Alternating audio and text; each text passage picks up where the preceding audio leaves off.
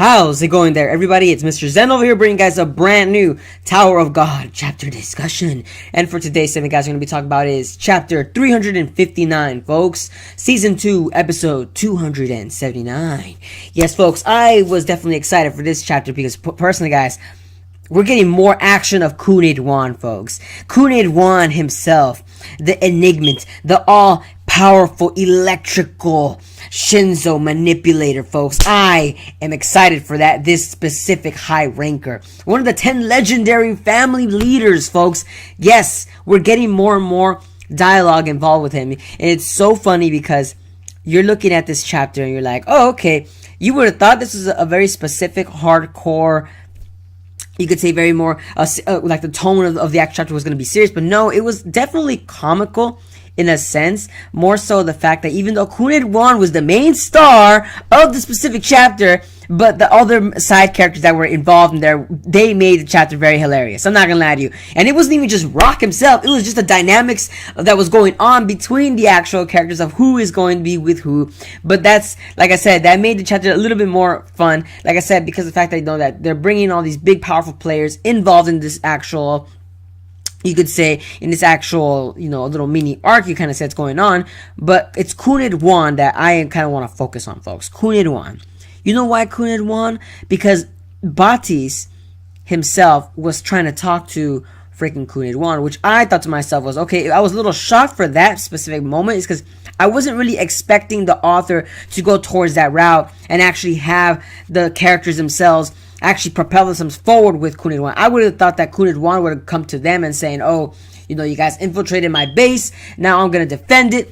But no, it kind of didn't really go towards that route. Instead, of course, Botties, Sachi Faker, Boros, all of them went towards his base and they specifically asked him that if they're going to keep his promise. There's a promise that's going on, folks.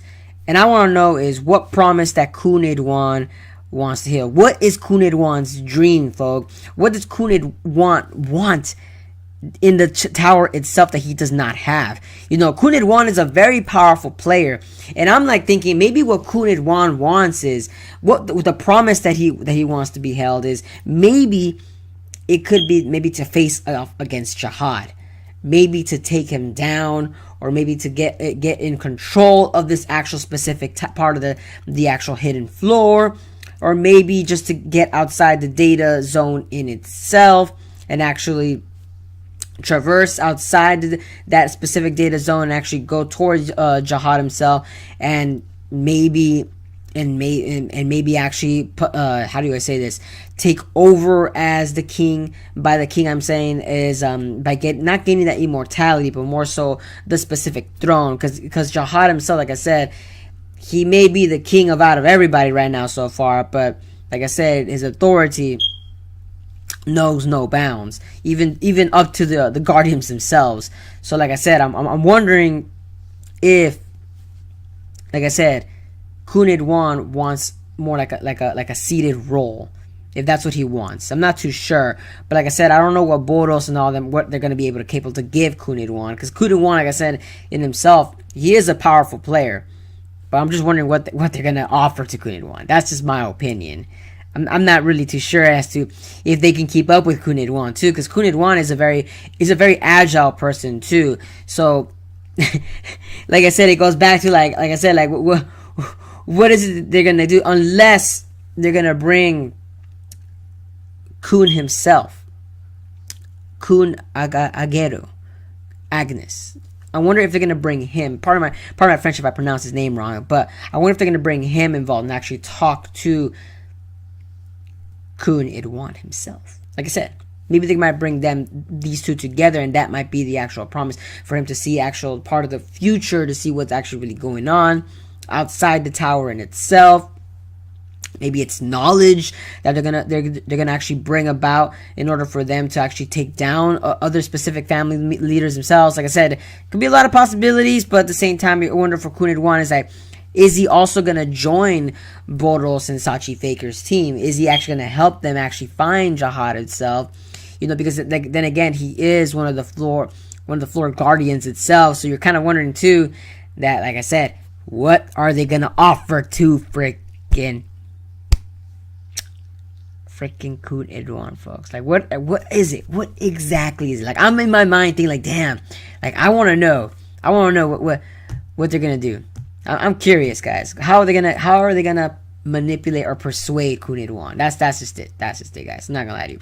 But speaking of that, like I said, the whole chapter itself was actually very hilarious. I love the dynamics between Yeon Han-soon with Androsi herself. And like, to me, it seems like Androsi is a very stubborn character that it put Rock in a level that his stubbornness is just idiotic, but with Androsi's stubbornness is more like, oh, I don't want to deal with her because she always gets her way. With Rock, we can manipulate him because of the fact that he's a little dim-witted. He's a little dim-witted to the fact that you can actually manipulate or persuade him. But no, not with Androsi. She seems like that rock hard, stubborn, you could say steel fist that's right there that they can't even forge it themselves. Like they can't even do nothing. They themselves have to change around Androsi, which I thought it was very hilarious because all of them wanted to go with Bomb, and Bomb, of course, he's just kind of like to me, in my opinion, it seems like Bomb doesn't care who he's with. Because he's going to practically do the most of the fighting. So, to me, it makes it more hilarious that, like, for all of them to be going with Bond itself, it's like, they should have just done rock, paper, scissors. That's just it. Jockin. Rock, paper, scissors. That's all they should have done. That's all. But no joke, though. But moving on, guys. Not going to lie to you. We did get to see... I know their names are not Candy and Sleepyhead. I'm pretty sure their names are something else. I forgot to look them up. But we got two of these other characters from the Hell Train itself. And we got to see that these characters are going to be also giving a more pivotal role in this mini arc. And we saw that, you know, the one with the pillow, the Sleepyhead. We saw he's actually doing a little bit more than what he's actually going for. And I'm kind of curious too. If you guys remember at the end of the last arc, if I remember correctly, he's texting somebody through the Emily app, and I'm wondering who exactly is he texting. Is it somebody from back from the workshop, you know, one of those people, or is it from Fug itself? We don't know who, or is it from King Zahad's actual red faction, or actually King Zahad's actual own faction of himself? Like I said, we don't know as to who he was actually texting, which I want to know personally too, if they're going to be focusing more on that in this specific arc itself. Like I said, Sleepyhead is a very dangerous opponent too, and we saw that he's able to manipulate the wind, so he has wind-based Shinzo abilities. So that's pretty interesting to look at. That we don't really have that many two characters that manipulate the wind itself, or either that it was just a way of them for actually to destroy the rock. That he doesn't have wind abilities, but just a very powerful Shinzo in itself. Because remember, guys, most of the people from that family, I believe it was the Forsaken lore, if I remember correctly. Well, the clan that sleeps a lot, let's just put it that way. From that specific clan, I know for sure they're very powerful wave controllers. So you can't go wrong with little Sleepyhead. He's gonna be like I said, he's gonna be a very pivotal role. But other than that, guys, in this specific chapter, I don't know what else to. I'm pretty sure that's about it from this specific chapter.